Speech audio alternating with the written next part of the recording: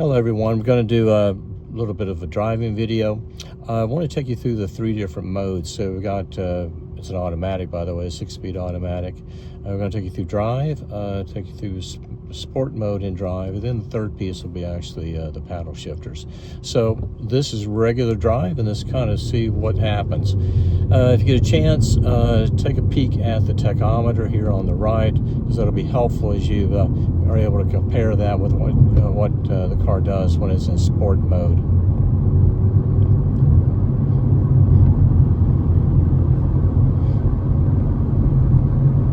So we're already up in 6th gear. We're in 6th gear, 1800 RPM, 60 miles per hour.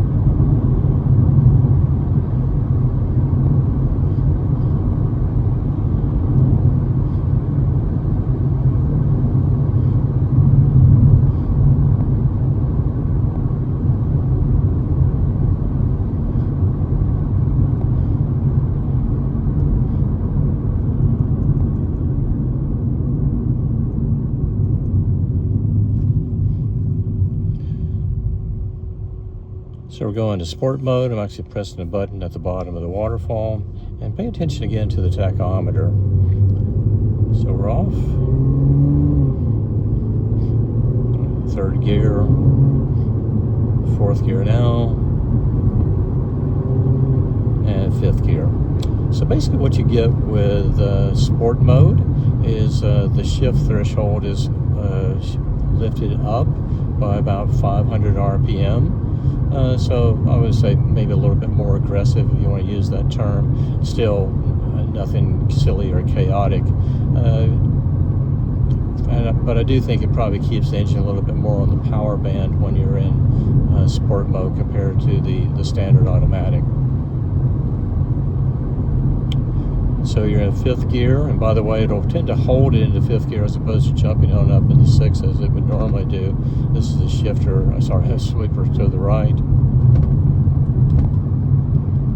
This road's a little bit bumpy here, so you'll probably sense that as you're watching the video or listening to the video.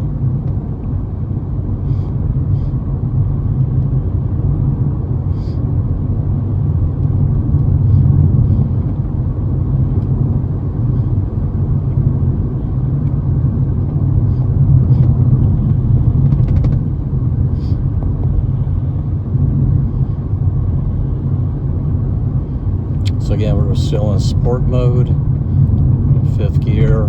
It's a bit of a sweeper to the left. Brake just a touch.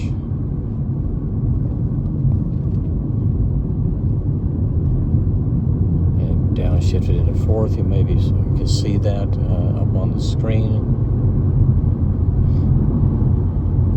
And by the way, it went back up into 5th.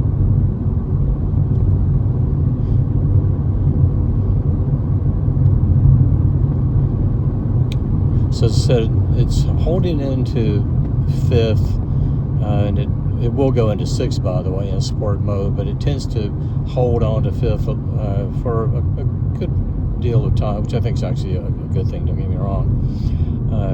Bit of a sweeper over to the left again.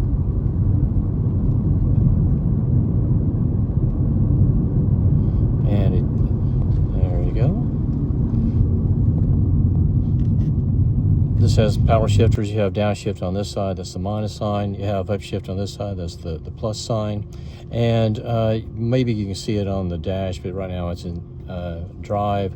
It's in, I just turned off the sport mode, by the way, so it's actually in standard drive.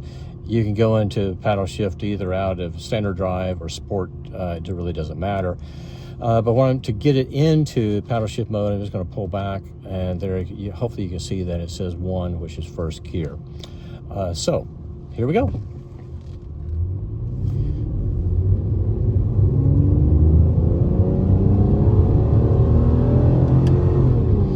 So shifted around 5,000 RPM right there. Go through the sweeper to the right. And going up. Shift again at 5,000. And we're going up. Oh, shifted. 4,500 in this case. So, a lot of fun, obviously, when you're in paddle shift mode, coming up on a pretty tight sweeper to the right. I'm in 4th gear. I'm just going to drop it down again. Minus sign, pulling back on that. You probably heard it go down. Maybe you can even see it on the dash. And pull through that. And we're still on 3rd. And we just went into 4th. Got another sweeper coming up. This isn't quite as tight as the one I just was in. I'll just keep it held in 4th, just so you can kind of see what it does through this. So, the DB9, an absolutely incredible machine. You have the V12, and you couple that with the trademark Aston Martin exhaust system, one of the absolute best in the business in my opinion, and you get something that's just really extraordinary. It's a car that you can obviously go around town if you choose to. You can easily throw a bag in the back and head off to the mountains or whatever getaway you might have in mind, or you could decide to actually take the thing cross country. It is just an exceptional car. It's a grand touring car, and you use that to really define what's called a GT, GT for grand touring. It really is the definition of almost the perfect grand touring or GT machine. So hopefully you found this driving video helpful and informative. Good luck with the bidding. If you have any questions, of course, please give me a shout.